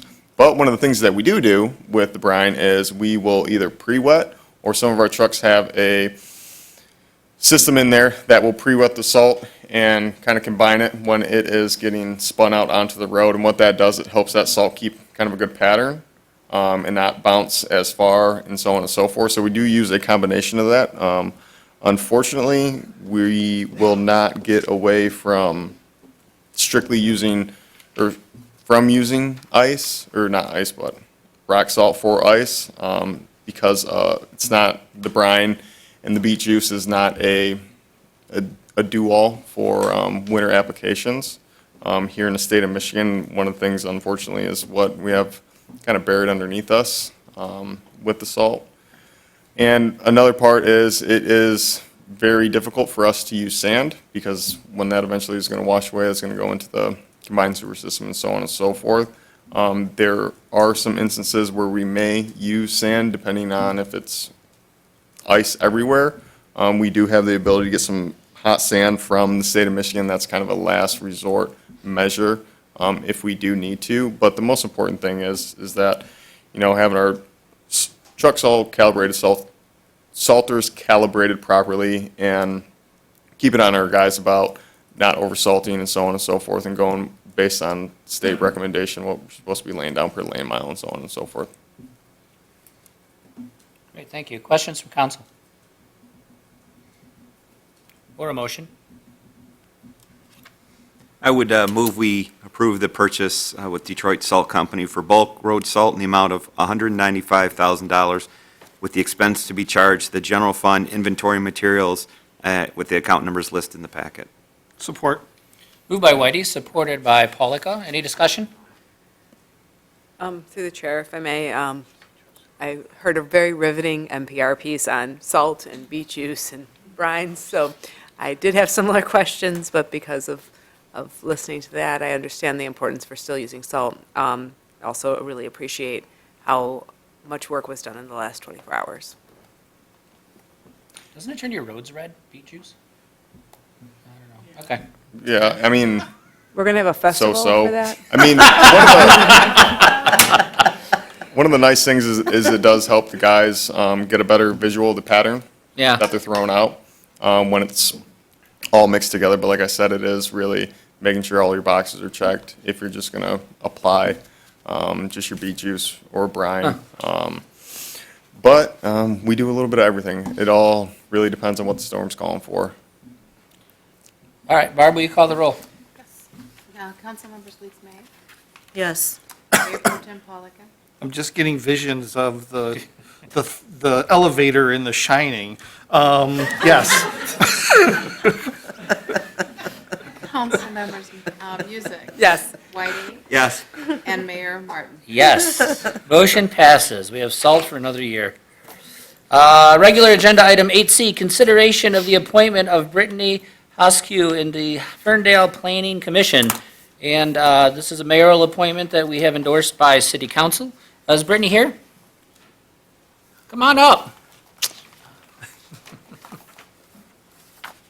So while you're approaching the podium to introduce yourself, we received a large number of applicants, and the chair of the Planning Commission and myself reviewed them with staff. Brittany is coming to us with some great experience from the Michigan Economic Development Corporation, as well as some community planning experience. Would you like to introduce yourself to us? Hi, my name is Brittany Hoskew Kramer. I'm over on East Troy, just a block away. I currently am the chair of the Ferndale Arts and Cultural Commission, but looking forward to serving on the Planning Commission. And Brittany, where'd you do your undergraduate work? Undergrad at MSU. Yes, Michigan State, thank you. Grad school at Central. I know, it's Central, I know. I make a point every time somebody from MSU comes up here to, I wondered, I figured that was a loaded question. yeah, it was very much so. Very Fire much up so. chips. Yeah, thanks. Well, I really appreciate your willingness to serve. Does council have any questions for Brittany? I just want to thank you, Brittany, for wanting to serve. You've only been here a year and already just jumped right in, so thank you for that. Yeah, of course. I look forward to it. Thank you. And welcome to Ferndale. And I want to thank you for stepping up to serve. I read through your application and all the information. It sounds like you're very qualified to serve, so this makes a lot of sense. Yeah. We use it as an adjacent plug. The Arts Commission has been incredibly active in the last, year or two as well. So kudos to you for that. There's been a lot of good work going on there.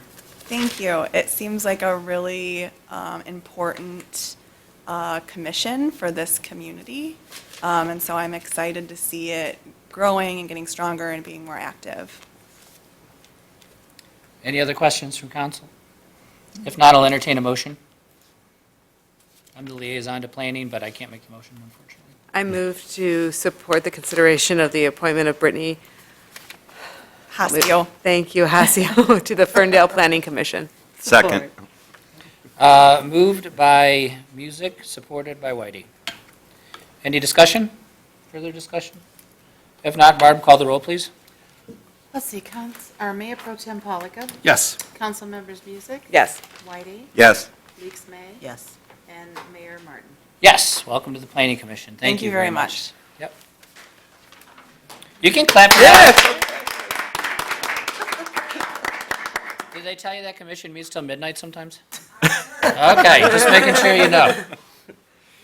All right, next we'll go to call to council. This is the opportunity for department heads and members of city council to share with what they will. I'll ask any department heads or chiefs or otherwise that would like to speak, please move to the podium. I wanted to comment on a couple things, one from the last council meeting about the school bus stops at Bermuda. So I did a little digging up. I spoke to the transportation director, and the protocol I guess we have in place is the bus drivers will fill out a form if vehicles are going around the gates. That form is forwarded to us, and then we deploy our resources where those complaints are at. I encouraged her to encourage her bus drivers to let us know where these violations are at, because if we don't know about them, we don't know where to go. I had no idea that there was close to 50 bus stops, including special ed stops, within an hour period in the morning and in the evening.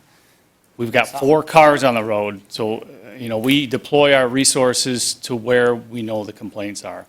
Since November 1st, we've logged 15 different bus stops that we've sat on daily, and there's only been 1 violation. So I understand that speeding and kids, are very sensitive, and we're attuned to that. We will deploy people when we know that there's violations, but, if there's 1 vehicle, I can't put a car there for 10 days because there's 1 violation. There's also a misconception that if they give us the plate number that we can write them a ticket. It's a civil infraction. We cannot do that. The best we can do is call them and let them know, hey, your vehicle has been identified as somebody running a bus stop. You got to understand, kids don't think. They've run out in front of cars. So please don't go around the vehicles. Maybe that is enough. Else we'll remind them that, hey, we're going to be out there at these hot spots. So if you get one of these tickets, it's points on your record, there's a fine. And I just found out from the city attorney that if there is 2 of these violations, if this passes, there's a possible suspension. If you want to Yeah, just if I could, through the chair, that's proposed House bill that is being considered up in Lansing that would have an additional licensing sanction of a potential suspension of a person's driver's license for a 1-year period if they have multiple offenses of failure to yield to a school bus with its red lights going, activated. There was a couple other comments. That has not passed yet. A couple other comments about speeding. We deployed the speed trailer and the speed radar sign, and they, give us an accurate depiction of how much speeding there actually is. And a lot of times that doesn't kind of jive with what a homeowner sees. So we also try to, deploy our resources where that is. There's some new speed devices we're looking at which are more covert. It's not a big sign.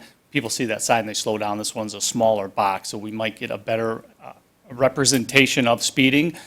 So once we get that, we'll deploy those on Beaufield, and we'll look over at Wordsworth, and we'll deploy our forces where that data shows that we need to put cars. Great. Any questions? No, thanks, Chief. Appreciate Okay, it. thank you.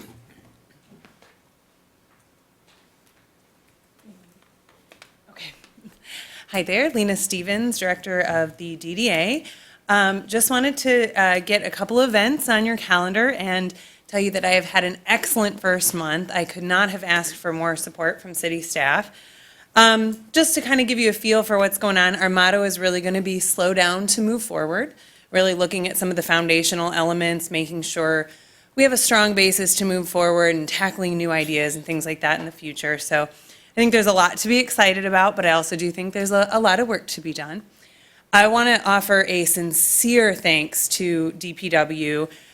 They did not need to, but they shoveled the sidewalks in front of the businesses in the district this morning. I don't know what time that was. The pictures were dark. Yeah, it was early. And I think they did that because I think most of us, including yours truly, were caught pretty unprepared for this, and they knew that, and they knew the businesses wouldn't be out there and ready to handle that. So I think that was a really nice thing for them to do. So thank you so much for doing that. Just a couple of dates for your calendar. We have Small Business Saturday on November 30th. We're going to have the Welcome Center with myself and Summer at Rust Belt Market from 11 to 2. If you bring in a receipt for $25 spent at any local business, you're going to have a chance to win an awesome door prize from local retailers. Level One Bank is doing their cash mob, so $5 for, I think they're doing $1,000, which sounds pretty awesome. Walk in and just get $5, so that's great. Just some of the deals that have come in so far. Ensol is going to do buy one, get one months for new students. Valentine Distilling is going to do a free set of mini mule shot glasses for each bottle purchase, so that could be cool. Then on December 14th, we have Holiday Ice.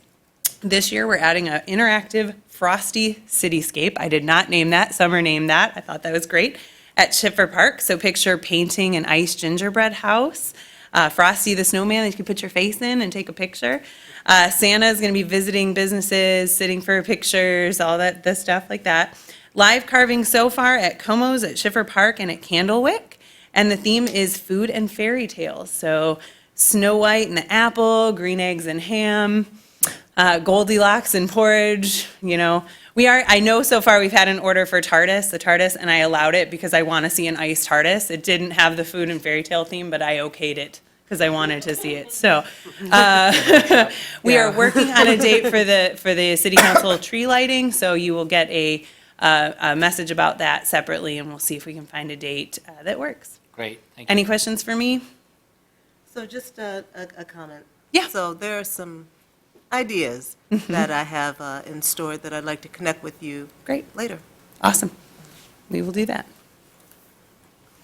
Okay, thank you very much. Thanks, Lena. Appreciate it. Come on down.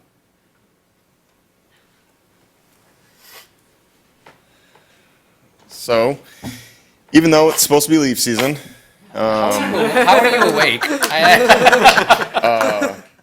Mother Nature said we're not having November anymore. We're going to move right to December and get winter started early this year. But we will. I know that we. Well, everyone that kind of leaves out in the street over the weekend. That God bless your heart for that and all that hard work you put into over the weekend. And we do apologize for pushing them all back into your yard between yesterday and today. Unfortunately, it's one of those, we either do or we don't.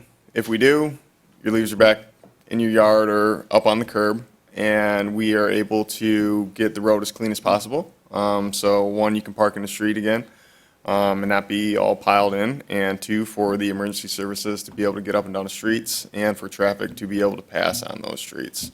Or it's we can leave all the leaves in the street, and we get one small tight path that makes it difficult for cars to get to and from and stuff like that. And with the amount of snow that we received in the last 36 hours, we made the decision to plow stuff back up. But that does not mean we will no longer be doing leaves. So instead of using our vacuums like we normally do when it's normal November, we'll be just using heavy equipment and pushing leaves and stuff like that as much as we can. And we are really hoping that we get the 40-degree weather that they're talking about over the weekend, so we can get some melt going on. One of the things that does kind of help us out in plowing stuff back up onto the right-of-way is if we do get a melt, it does keep the catch basins open, so we can get that water off the roads and draining as best as it can with the number of leaves and stuff like that that we do have on the ground. So leaf season has not ended. We will still be kind of regular schedule programming until the first week of December or so. And if you do have any questions regarding your street not getting plowed or anything like that, we did complete an entire pass of the city, basically curb to curb this afternoon, and then sent our folks home to get some rest, and they will do a lot of the cleanup stuff beginning tomorrow morning. That's about it. You guys did a great job. Thank you so much, and please pass that on to your team. Well, they thank you, and they appreciate it.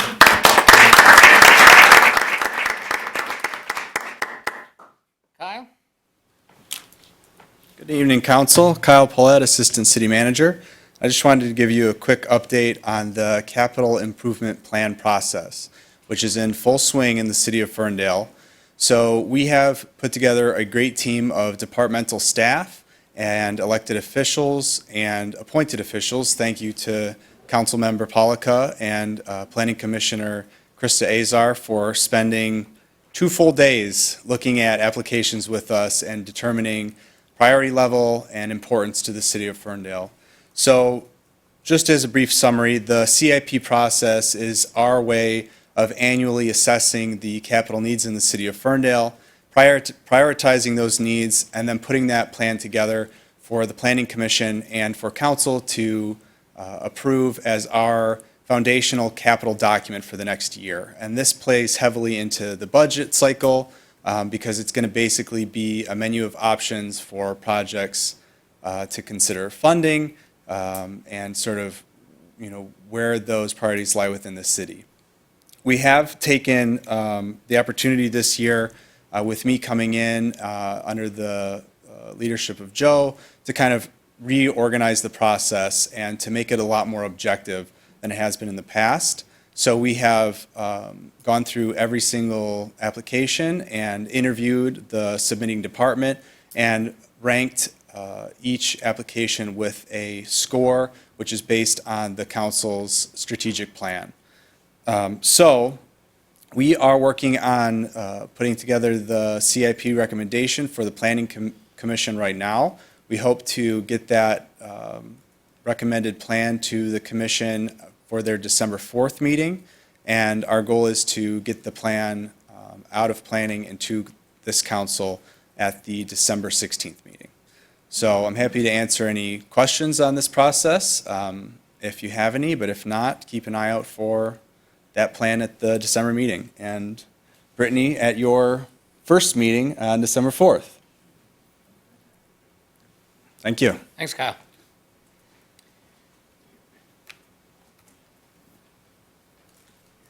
Good evening, Council. Emmanuel Johnson from Ferndale Parks and Recreation. Just some quick updates and reminders for our upcoming special events. We have our Breakfast with Santa around the world that will be taking place on Saturday, December 7th from 9 a.m. until noon. The tickets are $10 for children 1 through 12 and $5 for adults 13 and up. I believe that's the right age range.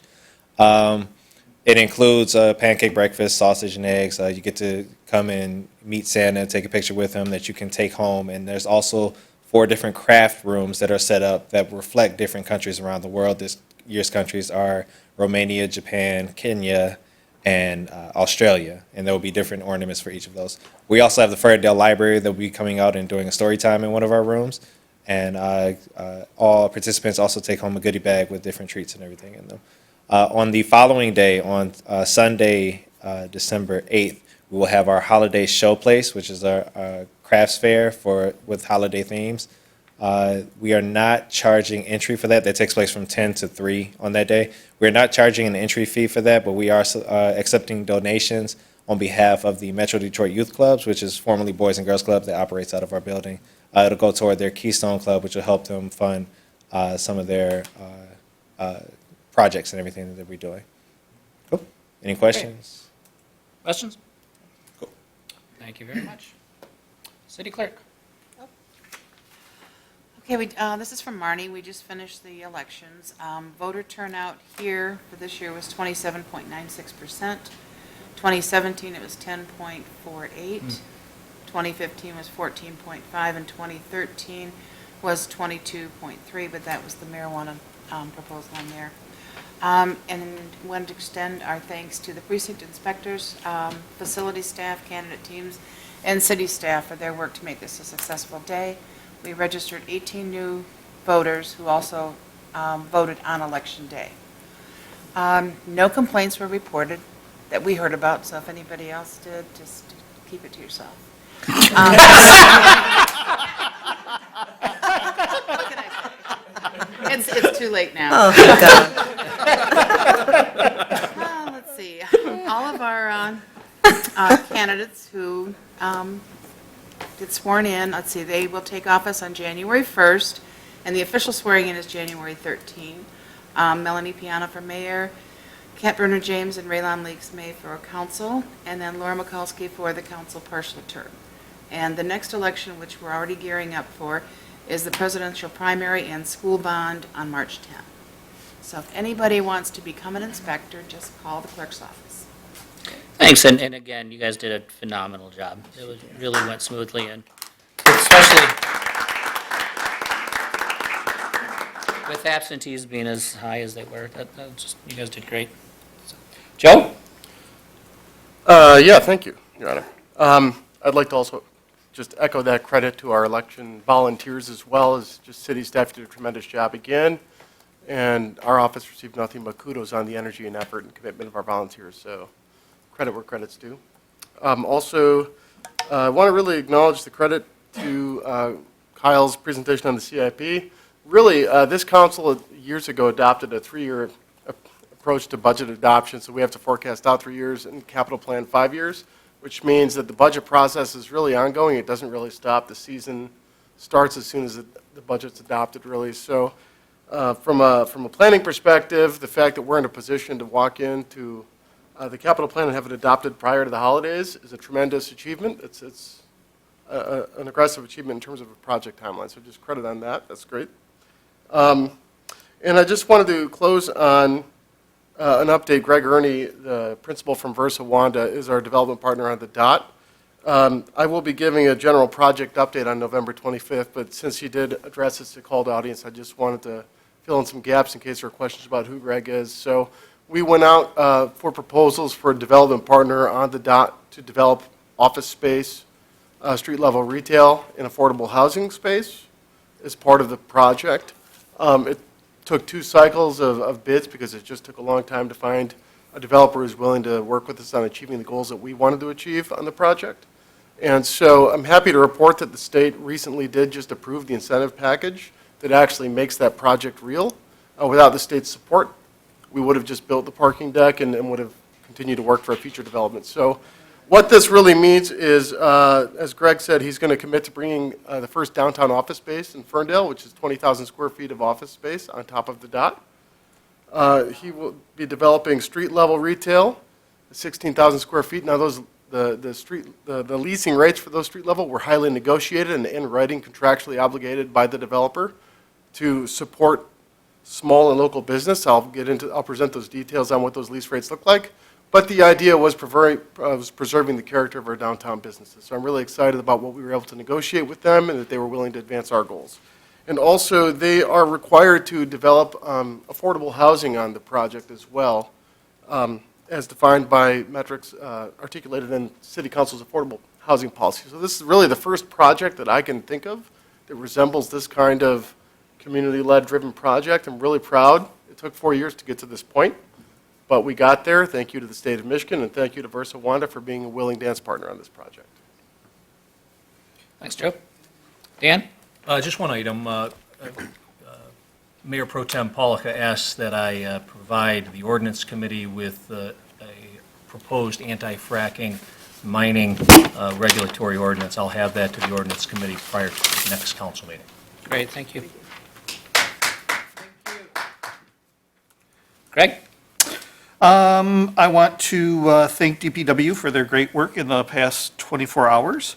I want to thank the clerk's office for another uneventful, great election. And speaking of the election, I want to thank everyone who ran for office for being a part of the electoral process. Regardless of our different goals or directions, we all want to create a better Ferndale. It's obvious that everyone who ran for office has a passion for our community. That being said, I want to encourage all those candidates to remain active in the community.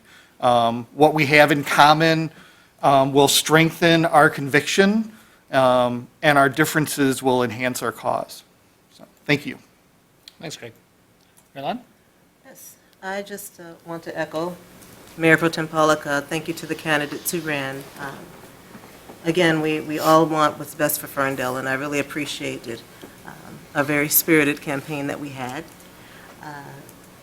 To you, Mike Flores, I also experienced some microaggressions, and you're right, we have a long way to go, but I'm glad that you still stayed out there, stayed true to yourself, and stayed on the path. And I hope to see you in more committees and things like that, and being involved in the local process. I'm glad it didn't discourage you. Thank you to the clerk's office for a great election. You guys worked really hard. You guys just rocked it out. I've done that precinct inspecting many years, so I know how difficult it can be, but I also know that we have a smooth process that we should be proud of here in Ferndale. Thank you to DPW, you guys. Man, just thank you. That's all I've got to say. And I mentioned this to the chief at a local event recently, but thank you for providing the Ferndale Marching Band with that escort. They felt like rock stars. They brought home a second place win and getting better every year, so thank you for that, and they were really excited about it. And with that being said, moving forward. All right, thank you very much. Thank you, community, for re-electing me for the city council. Sorry about that. There's that, yeah. There's that. There, moving forward. Julia? It was brought up to me by a resident to see if we could possibly reverse some of the areas for leaf pickup, since it was the east side's time, and now that it's going to be moved back to the west side.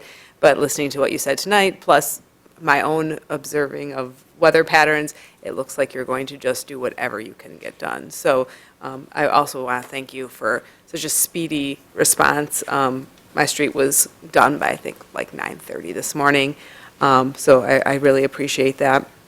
If there are any changes to leaf pickup that you can help us inform the public about, if you can just make sure those are passed along.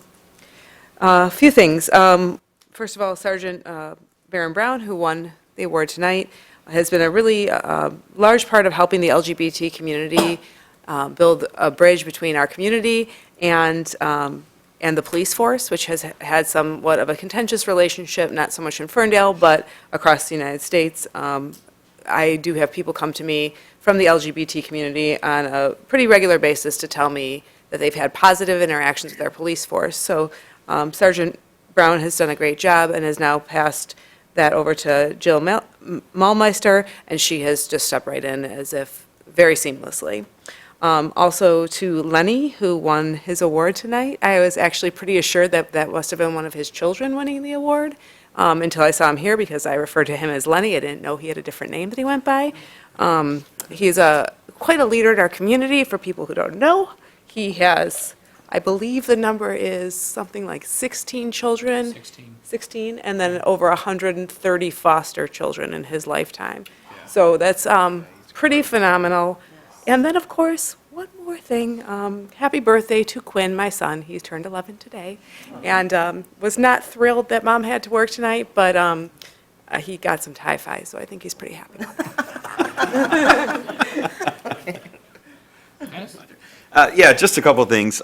First, the Edison School up in the northeast side was looking for some signage to indicate, kind of like we do on Hilton Road for the Ferndale Activity Center, the curling club. There's kind of a brown sign with an arrow. I'll pass it on. It was the communications director from Hazel Park Schools that discussed that with me.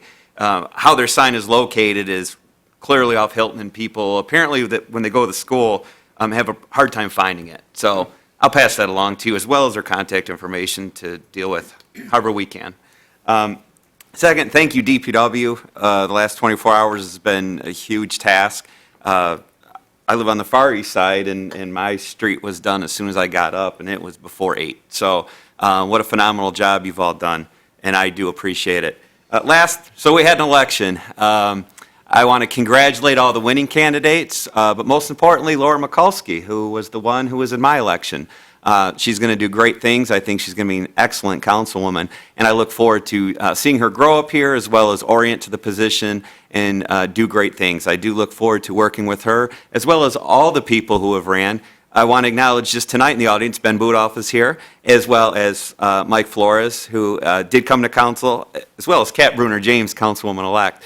But I want to acknowledge that a lot of people say the candidates only come around to council meetings and city events only during election time, and you two have helped prove that wrong. So I appreciate that.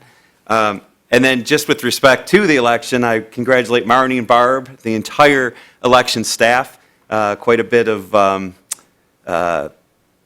absentees, quite a bit of inquiries. I know all of us candidates were copied on every email that we sent to you, and there were numerous, and you copied us all back. I just want to say it was great, and that you did a phenomenal job keeping us updated. And she was responding sometimes at midnight, sending emails out at midnight, so I was very impressed by that. So I appreciate that. And then lastly, to Councilman Polika's suggestion, now that I'm officially what I call myself, we're in the short timers club, meaning we're only up here through December. We still have 2 meetings left. I look forward to working on some issues, including fracking that Councilman Polika had brought up prior, as well as Evelyn have brought up tonight. So I think that's very important, and I would like to move forward on that, with that. But with respect to that, you said stay involved. You ain't getting rid of me. I'm going to be around this community. I've been here forever, and I'm going to be here forever. So I appreciate it. Thanks. Last week was a busy week. We had the election, and I just, as far as the election goes, I've already complimented, the clerk's office, which was phenomenal, of course. But I always, want to circle back, and it's been mentioned here tonight. It is a difficult thing to put yourself out there personally for a community and to express a love for a community to run for office. There's nothing that's easy about it, even in uncontested elections, and this certainly wasn't uncontested. I was thrilled to see the number of candidates that were out there. I was thrilled to see the interest in municipal race, which sometimes doesn't generate a lot of interest, but always seems to generate a lot of attention. But I think that kudos and my congratulations to all of the candidates that ran, and you really did something special, no matter how it turned out for you one way or another. And I think that I'd copy what everybody says. Each and every one of you stay involved, keep engaged, and share that love and that energy further on with the community. And to those that won re-election or elected for the first time, you're going to love this job. It is humbling. It is also very rewarding. I said for a while back this was the best job for the worst pay I've ever had. But I commend it to you, and I think you will find it all that you hope it will be and more from a fulfillment perspective.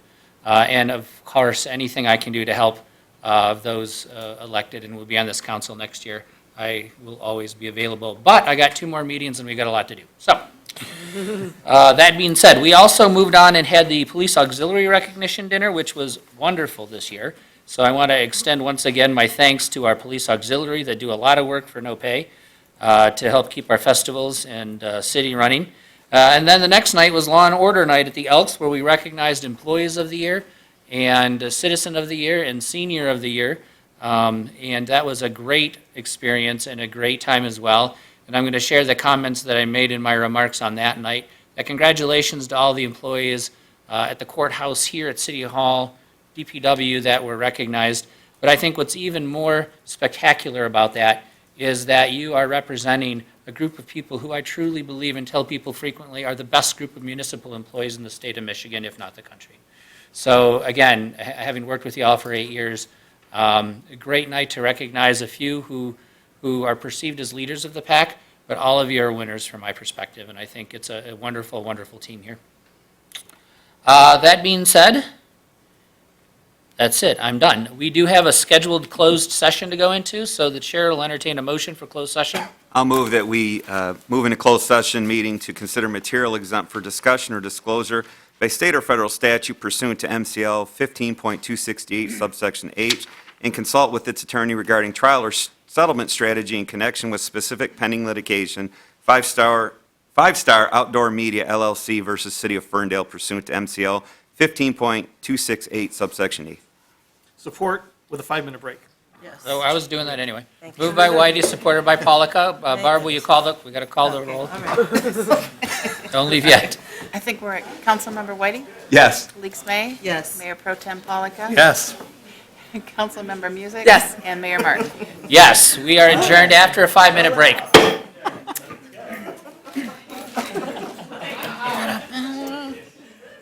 You know, I think, Dan, We gotta get together soon. Yes. I think, I was going to ask you if Greg didn't, so I'm glad you asked you. But check back when Cubby was mayor, I think we passed something similar. No, it was a resolution. Is that what it was? Okay. Yeah, I found it in 2011. I got days for all of us. It's kind of Awesome. I can pull it back up. Yeah, thanks. I'll get in touch with you. Yeah, please do.